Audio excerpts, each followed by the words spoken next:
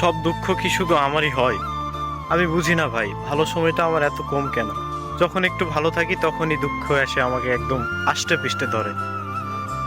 আমার জীবনে ভালো সময়টা খুব কম, সব কিছুতেই মনে হচ্ছে ব্যর্থ। যখনই একটু সুখের সন্ধান পাই, সেখানেই দুঃখ হাজির। আসলে ভাই, দুঃখ আমার পিছু ছাড়ে না। আমি কখনোই ভালো থাকতে পারলাম না। আমার মন খারাপের কারণ কেউ বুঝলো না, কেউ বুঝতেও চায় না। আমার দুঃখ একান্তই আমার। আমি সবার দুঃখ বুঝি, বোঝার চেষ্টা করি। আমি মন প্রাণ দিয়ে সবার দুঃখ শুনি, আমি বুঝি। কিন্তু আমার কষ্টগুলো, আমার দুঃখগুলো শোনার মতো মানুষ নেই। আমাকে বোঝার মতো কোনো মানুষ নেই। যারা আসে ক্ষণিকের জন্য,